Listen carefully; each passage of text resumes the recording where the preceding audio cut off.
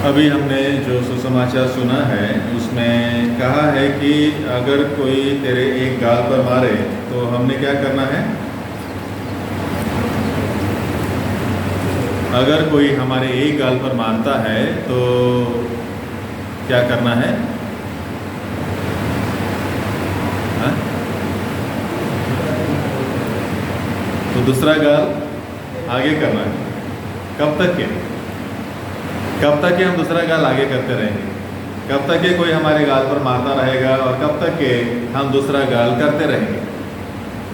अब यीशु मसीह ने तो कहा कि अगर कोई तुम्हारे एक गाल पर मारता है तो दूसरे गाल आगे करो। अब जब यीशु को मारा है ना, यीशु के गाल पर मारा है ना, आपको याद होगा कि जब यीशु को पकड़ा तो और उसे पकड़कर वो लेकर गए अधिकारियों के पास, और अधिकारियों के पास ले जाकर उसकी पूछताछ होने लगी।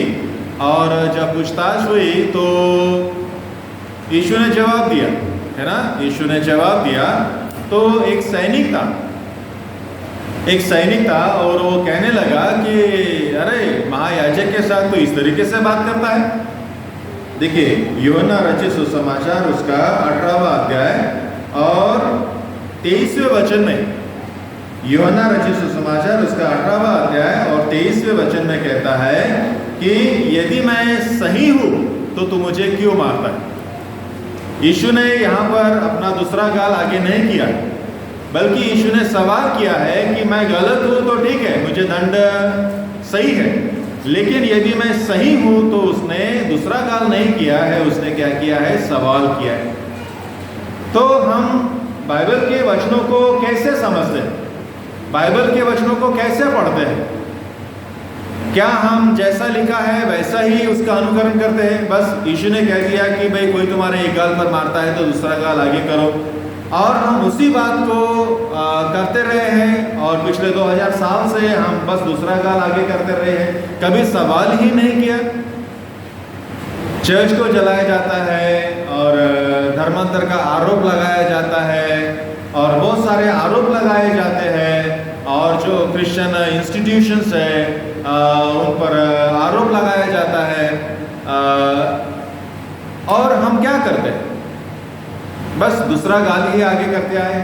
क्या हमने कभी सवाल किया है कि भाई ये जो आरोप है ये तो गलत है, हम तो ऐसा काम नहीं करते हैं? क्या हमने कभी विरोध करने का प्रयास किया है? हाँ, प्रार्थना करते आए हैं ना, कुछ भी हुआ तो प्रार्थना करेंगे, कुछ भी हुआ तो प्रार्थना करेंगे, यही हमको बचपन से सिखाया है।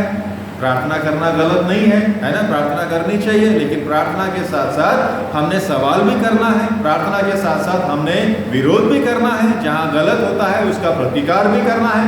बस हम क्या करते हैं, वो एक ही बात को पकड़ के रहते हैं, बस प्रार्थना करना। अच्छी बात है, हमने प्रार्थना करनी चाहिए, मैं भी प्रार्थना करता हूँ, लेकिन प्रार्थना के साथ साथ हमने सवाल भी करना है। तो आज हम कुछ सवाल करेंगे कि ये क्या है बाइबल में जो लिखा है, जिसे हम परमेश्वर का वचन मानते हैं, और परमेश्वर का वचन मानकर हम उसे सवाल नहीं करते। बाइबल में तो सवाल ही नहीं करते हैं ना, बाइबल में जो कुछ लिखा है बस हम मान लेते हैं, आंखें बंद करके मान लेते हैं। यीशु ने कहा कि एक गाल आगे मारे तो दूसरा गाल करो, बस हम उसे परमेश्वर का वचन मानकर दूसरा गाल आगे करते हैं। लेकिन क्या कभी आपने सवाल किया? खुद बाइबल को कभी सवाल किया? बाइबल को सवाल करने से हम डरते हैं, हमें डर लगता है, हमें लगता है कि अरे बाइबल को सवाल करेंगे तो परमेश्वर का श्राप हम पर आ जाएगा। ये तो है ना, जो ब्राह्मण पंडित होते हैं ये सिखाते हैं ना, तेरे को श्राप लगेगा, है ना, वो श्राप देते हैं, लोगों के मन में डर पैदा करते हैं। बाइबल में तो परमेश्वर साफ साफ कहता है कि आओ हम बातचीत करेंगे। यिर्मयाह की किताब उसका 33वां अध्याय और 3रे वचन में परमेश्वर यिर्मयाह के द्वारा इजराइलियों से कहता है कि आओ हम बातचीत करेंगे, आपको जो भी सवाल है आप सवाल करो, मैं उसका जवाब दूंगा। तो परमेश्वर स्वयं कहते हैं कि आप सवाल करो, लेकिन हम सवाल करने से डरते हैं, क्योंकि वो डर हमारे मन में डाला गया है। परमेश्वर का वचन है, इसकी काना मात्रा है ना, जो भी कम ज़्यादा करेगा तो कहाँ जाएगा? 10वें नरक में जाएगा। पहले नरक छोड़ दो, 10वें नरक में जाएगा, है ना। ये डर हमारे मन में डाला जाता है कि परमेश्वर का वचन है, उसकी काना मात्रा भी इधर का उधर नहीं करना है। इसलिए हम इधर का उधर करना छोड़ बाइबल पढ़ना ही छोड़ देते हैं ना। जाने अनजाने में काना मात्रा इधर उधर हुई तो नरक में जाने से अच्छा है ना कि हम बाइबल ही ना पढ़े, क्योंकि वो डर हमारे मन में बिठा दिया गया है। आज हम कुछ सवाल करेंगे, बाइबल को सवाल करेंगे, बाइबल से सवाल पूछेंगे। अभी जो शास्त्रवाद हमने पढ़े हैं, मत्ती रचित सुसमाचार उसका 5वां अध्याय, और वहाँ पर यीशु मसीह चेलों से कुछ बातचीत करते हैं। 5वां अध्याय देखिए और उसका 43वां वचन। मत्ती रचित सुसमाचार उसका 5वां अध्याय और वचन 43 में देखिए, एक बहुत ही महत्वपूर्ण बात को प्रभु ने बताई है। यहाँ भी लिखे है कि तुम अपने पड़ोसी से प्रेम करो और अपने बैरी का द्वेष करो, है ना। तो यीशु मसीह चेलों से पूछते हैं कि भाई तुमने सुना है, क्या सुना है कि अपने पड़ोसी से प्रेम करो और अपने बैरी का द्वेष करो। अब ये कहां से सुना होगा उन्होंने? हमको सवाल करना, ये प्रभु चेलों से पूछते हैं कि तुमने सुना है। अब हमने ढूंढना है कि ये कहां से सुना है। कई बार देखिए, है ना, हम एक दूसरे को बताते हैं, है ना, और हम बाद में पूछताछ नहीं करते ना, हम मान लेते हैं। कोई कुछ कहता है, हम बस मान लेते हैं, अरे ऐसा हुआ, अरे वैसा हुआ, फलाना हुआ, है ना, हम बस मान लेते हैं, लेकिन पूछताछ नहीं करते कि भाई ये आपको किसने बताया, ये कहाँ हुआ, ये कब हुआ। अभी कुछ दिन पहले व्हाट्सएप पे आपने देखा होगा एक मैसेज बार बार आया जाता है, और वो मैसेज में ऐसा लिखा है कि सुप्रीम कोर्ट ने ऐसा फैसला लिया है कि यदि कोई मसीही लोगों पर आक्रमण करेगा, पढ़ा होगा आपने, व्हाट्सएप पर पढ़ा होगा, यदि कोई मसीही लोगों पर अत्याचार करेगा, जुल्म करेगा, तो उसको 10 साल की सजा है। बहुत सारे लोग मस्त फॉरवर्ड कर रहे हैं ना, जहां जितने भी व्हाट्सएप के ग्रुप है उतने सभी में फॉरवर्ड कर रहे हैं। मसीही लोगों पर अगर हल्ला होता है तो 10 साल की सजा है। मैं पूछना चाहता हूं, सुप्रीम कोर्ट ने ऐसा फैसला कब लिया? क्या कोई बता सकता है? आप मैसेज तो फॉरवर्ड करते हैं, बिना सोचे समझे मैसेज फॉरवर्ड कर देते हैं, कह देते हैं कि अरे मसीही लोगों पर अगर हल्ला होता है तो 10 साल की सजा है, लेकिन सुप्रीम कोर्ट ने ऐसा फैसला कब लिया? ये झूठी बात है। सुप्रीम कोर्ट ने ऐसा फैसला कभी नहीं लिया। अगर मसीही लोगों पर हल्ला हुआ होता और मसीही लोगों पर हल्ला करने से 10 साल की सजा होती तो मणिपुर जलता क्या? सवाल करो ना, जो लोग ऐसे मैसेजेस फॉरवर्ड करते हैं उनका सवाल करो कि अगर सुप्रीम कोर्ट ने मसीही लोगों पर हल्ला करने वालों के लिए 10 साल की सजा सुनाई है तो मणिपुर जल क्यों रहा है? बिना सोचे समझे बस फॉरवर्ड कर देते, बिना सोचे समझे मैसेज फॉरवर्ड कर देते। पास्टर्स लोग ऐसे मैसेज फॉरवर्ड करते। हम सवाल करने से डरते हैं, बिना सोचे समझे हम लोग बस मैसेज फॉरवर्ड करते हैं। कौन से भक्त कहा जाता है ऐसे को? कौन से भक्त है वो? ऐसे लोगों को कौन से भक्त कहते हैं? अंध भक्त, है ना। क्या आपको लगता है अंध भक्त बाहर में है? अरे ऐसे अंध भक्त चर्च में भी है, बिना सोचे समझे मैसेजेस फॉरवर्ड कर देते हैं। कौन नहीं करता चर्च में अंध भक्त है करके? जब आप बिना सोचे समझे, बिना चौकसी करे मैसेजेस फॉरवर्ड कर देते हैं तो अंध भक्त हो जाते। तो हमने पूछताछ करनी है, हमने सवाल करनी है। जैसे यीशु मसीह ने एक बार कहा कि एक गाल और मार लो तो दूसरा गाल करो, लेकिन जब यीशु को पकड़े तो यीशु ने दूसरा गाल किया क्या? नहीं किया, सवाल किया उसको। वैसे यहाँ पर यीशु मसीह चेलों से कहते हैं कि भाई तुमने सुना है कि अपने पड़ोसी से प्रेम करो, और अपने बैरी से द्वेष करो। अब ये यीशु मसीह बता रहे हैं या पूछ रहे हैं? यीशु मसीह चेलों को सिखा रहे हैं या पूछ रहे हैं कि अपने पड़ोसी से प्रेम करो और अपने बैरी से द्वेष करो? यीशु मसीह ये बता रहे हैं या पूछ रहे हैं? मुझे लगता है यीशु मसीह चेलों से पूछ रहे हैं कि तुमने ये कहां से सुना कि अपने पड़ोसी से प्रेम करो और अपने बैरी से द्वेष करो? ये तुमने कहां सुना? यीशु मसीह सिखा नहीं रहे, यीशु मसीह कह नहीं रहे, यीशु मसीह बता नहीं रहे, बल्कि सवाल कह रहे कि ये सारी चीजें तुम्हारे बीच में चालू है, ये कहां से आई है? क्या बाइबल में लिखा है? क्या बाइबल में कहीं लिखा है कि आप पड़ोसी से प्रेम करो और बैरी से द्वेष करो? हाँ, पड़ोसी से प्रेम करो ये लिखा है, कई बार लिखा है, लेकिन अपने बैरी से द्वेष करो ऐसा कहीं लिखा है? भी मैं तो अभी बपतिस्मा लिया हूँ, आप लोग तो बचपन से मसीह लोग हैं ना, बचपन से आपका तो जन्म मसीह परिवार में हुआ है। क्या आप बता सकते हैं कि ऐसा कहाँ लिखा है अपने बैरी से प्रेम द्वेष करो? चलो पढ़ लेते हैं। लेवी की किताब उसका 19वां अध्याय और 18वां वचन। लेवी की किताब 19वां अध्याय और वचन 18 में पढ़िए क्या लिखा है। पढ़िए कोई। लेवी 19:18।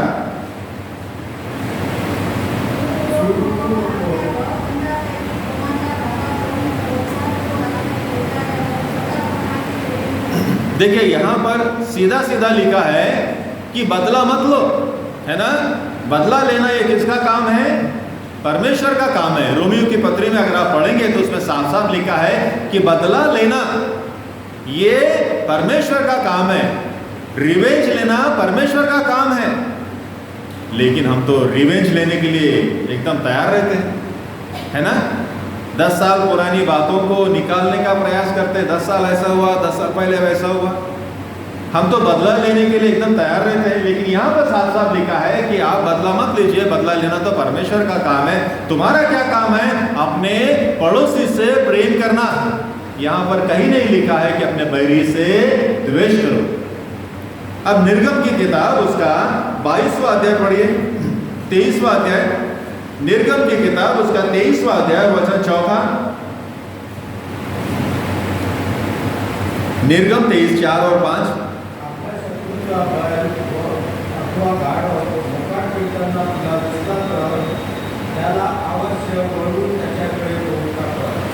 यहां पर मूसा स्पष्ट लिखता है कि जो तेरा बैरी है, तेरा किसी से झगड़ा हुआ है ना, और उसका गधा या बैल तूने देखा है कि वो भटक गया है और तू जानता है कि ये बैल किसका है, ये गधा किसका है, तो तूने क्या करना है? जाने दे, मुझे क्या करना है?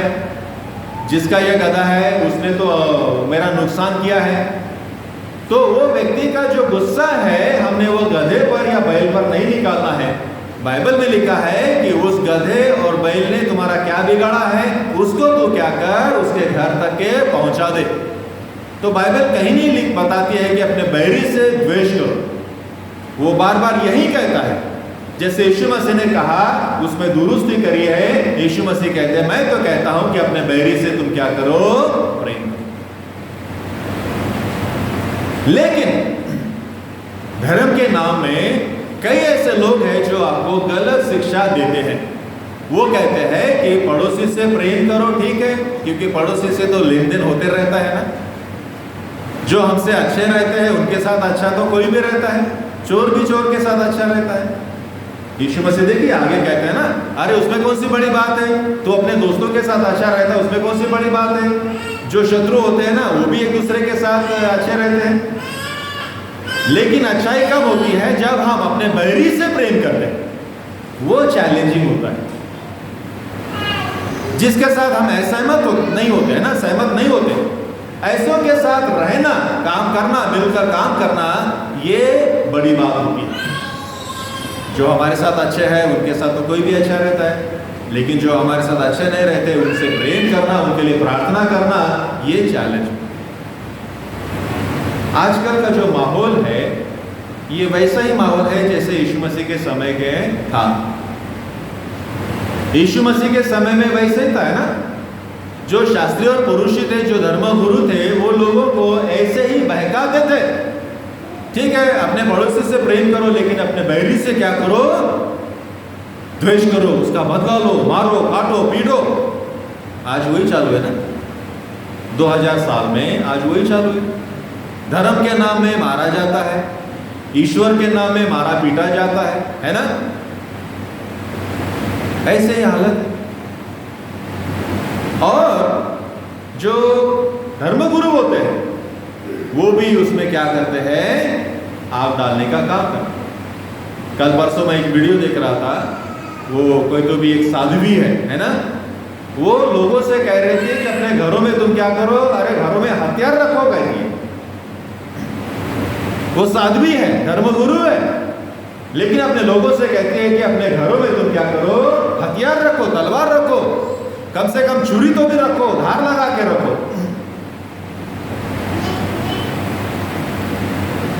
इस तरह से माहौल आज हम देखते हैं। द्वेष, नफरत का माहौल हमें दिखाया जाता है, और इस सब के पीछे का एजेंडा क्या है हम सभी जानते हैं ना।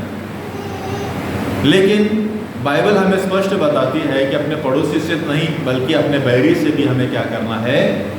प्रेम करना। आज जैसे यीशु मसीह ने चेलों से पूछा कि तुमने सुना है, अब ये कहां से सुना होगा, उसकी ओर हम थोड़ा ध्यान देखेंगे। देखिए, ये जो शास्त्री और पुरुषी थे उनके बारे में यीशु मसीह क्या कहते हैं? मत्ती रचित सुसमाचार उसका 9वां अध्याय, और यहाँ पर देखिए ऐसा कहा है कि जो मत्ती था वो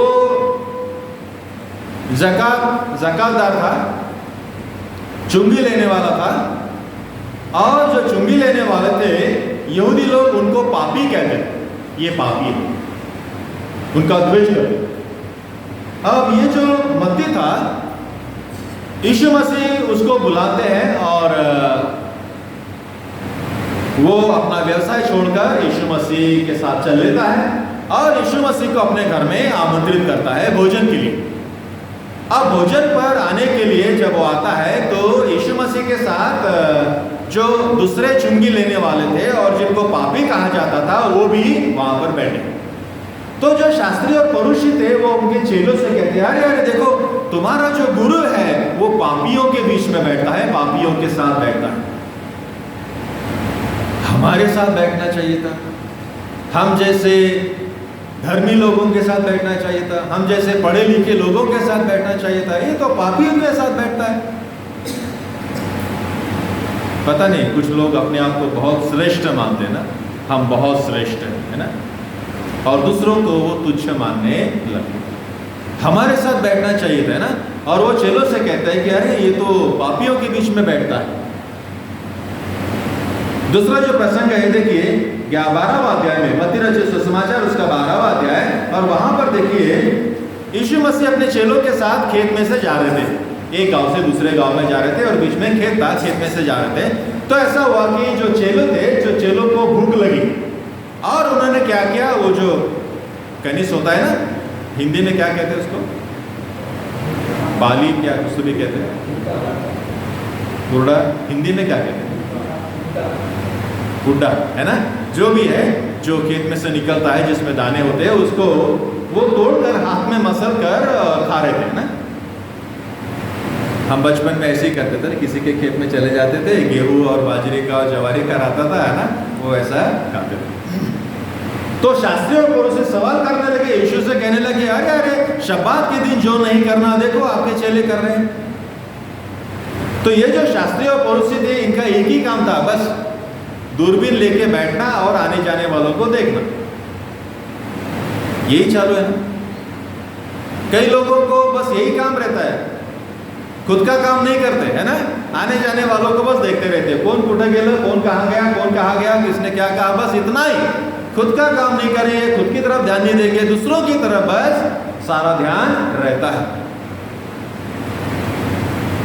तो यहां पर इनका पूरा ध्यान वहीं पर है। एक और बात देखिए, मत्ती रचित सुसमाचार उसका 15वां अध्याय, और यहां पर देखिए कि जो पुरुष और शास्त्री है वो यीशु मसीह से कहते हैं कि तुम्हारे जो चेले हैं वो संप्रदाय का पालन नहीं करते। मत्ती रचित सुसमाचार उसका 15वां अध्याय पहले वचन में लिखा है कि तुम्हारे जो चेले हैं वो संप्रदाय का पालन नहीं करते, हमारे पूर्वजों का पालन नहीं करते। हर एक समाज में आप देखिए संप्रदाय होता है, उनकी परंपराएं होती है ना। जो बड़े बुजुर्ग होते हैं वो अक्सर कहते हैं कि नहीं देखो ऐसा होना चाहिए, वैसा होना चाहिए, ऐसा करना चाहिए, वैसा करना चाहिए। कुछ अच्छी बातें भी होती है लेकिन कुछ कुछ बातें थोड़ा इरिटेटिंग भी होती है। तो यहाँ पर वो कहता है कि तुम्हारे जो चेले हैं वो संप्रदाय का पालन नहीं करते। कौन से संप्रदाय का पालन नहीं करते? कि भाई संप्रदाय ये है कि भोजन के पहले तुमने हाथ धोना है। अच्छी बात है, हम भी तो हाथ धोते हैं, लेकिन जो 2 दिन से भूखा है उसके सामने अगर रोटी आ जाए तो क्या वो पहले खाएगा या साबुन ढूंढेगा? जो व्यक्ति 2 दिन से भूखा है, रोटी के लिए तरस रहा है, जब उसे रोटी मिलेगी तो वो साबुन देखेगा क्या, डेटॉल देखेगा क्या, वॉश बेसिन देखेगा क्या, लेट में पहले मुझे हाथ धोने दीजिए। वो जैसा है जो हालत में है पहले वो खाना खाएगा, बाद में हाथ धोएगा। तो ये जो संप्रदाय है ये मनुष्य के लिए बना है, मनुष्य संप्रदाय के लिए नहीं बना है। लेकिन ये जो शास्त्री और पुरुषी थे वो संप्रदाय को महत्व देते थे, मनुष्य को महत्व नहीं देते। जानवर को महत्व दिया जाता है ना समाज में, जानवर को, लेकिन इंसान को नहीं।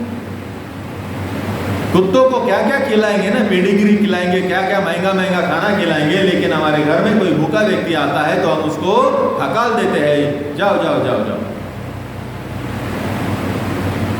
जानवर को ज्यादा इंपॉर्टेंस दिया जाता है मनुष्य से। तो ऐसे जो रीति रिवाज होते हैं, ऐसे रीति रिवाज को सवाल करने की जरूरत होती है। हम बिना सोचे समझे, बिना सवाल करे बस उन बातों को मानते रहते और अंधभक्त बनते हैं। कौन कहता है चर्च में अंधभक्त नहीं होते? आप अंधे आंखें बंद करके अगर हर चीज को मानने लगोगे तो अंधभक्तों में और हमारे में क्या फर्क रहेगा? तो यहां पर आपको सवाल करना है कि ये कैसा है।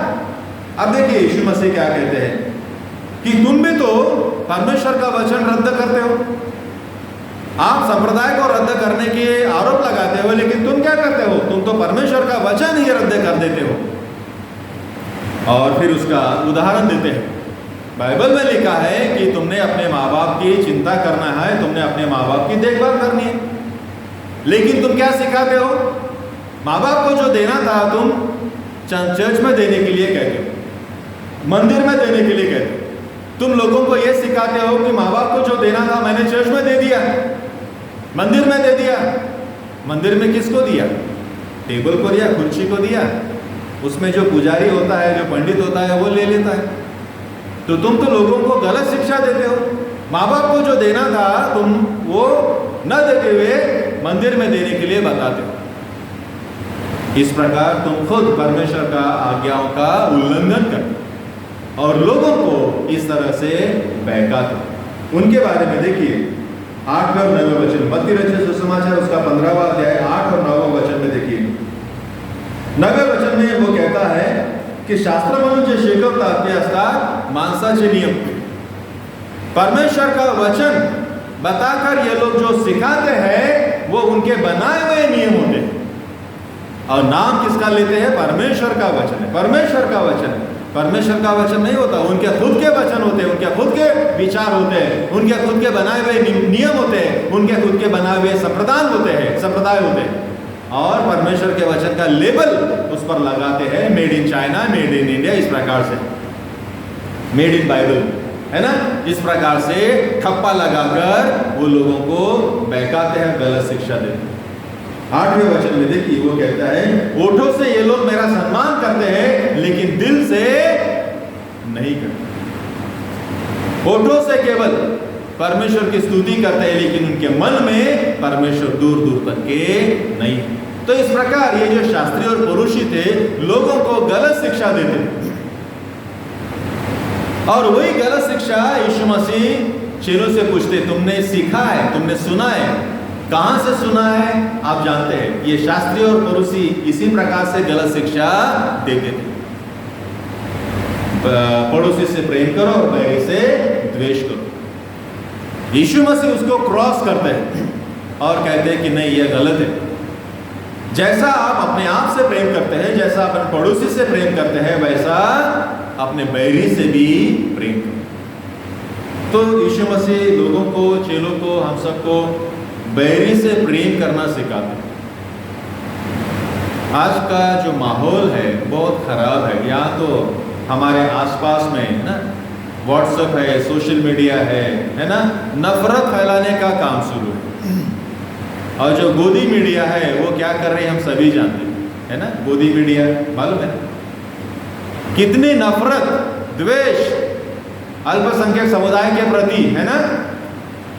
इतना द्वेष, इतनी नफरत हर रोज फैलाई जाती है। मणिपुर में क्या हो रहा है वो नहीं बताएंगे, लेकिन उलट सुलट बातें बताते रहे। तो एक जिम्मेदार नागरिक होने के नाते हमारा कर्तव्य बनता है कि हम ऐसे नफरत को बढ़ावा ना दें। हम भी तो बढ़ावा देते हैं बिना सोचे समझे, जब हम फॉरवर्ड कर देते हैं, है ना। जैसे मैंने जब भी उदाहरण दिया था, हमने भी नफरत को बढ़ावा नहीं देना है। तो आज का जो वचन है वो साफ साफ यही बताता है। यीशु मसीह ने स्पष्ट पूछा है कि भाई तुमने जो सुना है क्या वो सही है? जरा अपने आप से सवाल तो करो। जो कुछ तुमने सुना है उसका थोड़ा चेक तो करो कि तुमने क्या सुना है। बस कोई कह देता है और हम चल लेते हैं, कोई कह देता है मान लेते हैं। हमारे मन में डर है, बाइबल्स को सवाल नहीं करते, बाइबल्स को सवाल नहीं करते। अरे परमेश्वर का वचन है, सवाल करेंगे तो कुछ भी हो जाएगा। बाइबल का वचन है, काना मात्रा इधर का उधर नहीं करेंगे, कुछ भी हो जाएगा। क्या हो जाएगा? और इसीलिए हम परमेश्वर के वचन के ज्ञान में नहीं बढ़ पाते, क्योंकि हम सवाल नहीं करते। हमको जो बताया जाता है बस हम वो मान लेते हैं। और तो अपने मन से वो द्वेष निकालने के लिए ये जरूरी है कि हम खुद का परीक्षण करें। जो कुछ हम सुनते आए हैं उसके बारे में सोचें, कि जो हमारा विश्वास है उसके बारे में सोचें, जिसे हम धार्मिकता कहते हैं उसके बारे में थोड़ा सोचें कि यह धार्मिकता है या धर्मांधता है ना। धर्म के नाम में बहुत सारी बातें हो रही है आजकल। क्या ये धार्मिकता है? धर्म की नशा लोगों को दी जाती है। बेरोजगारी के बारे में उनको चिंता नहीं रहती, महंगाई के बारे में उनको चिंता नहीं है, बस धर्म धर्म धर्म के बारे में चिंता है। धर्म ही उनका खाना हो गया, धर्म ही उनका पीना हो गया। बेरोजगारी की चिंता नहीं, महंगाई की चिंता नहीं, बस अंधे हो गए, धर्म के नाम में अंधे हो गए।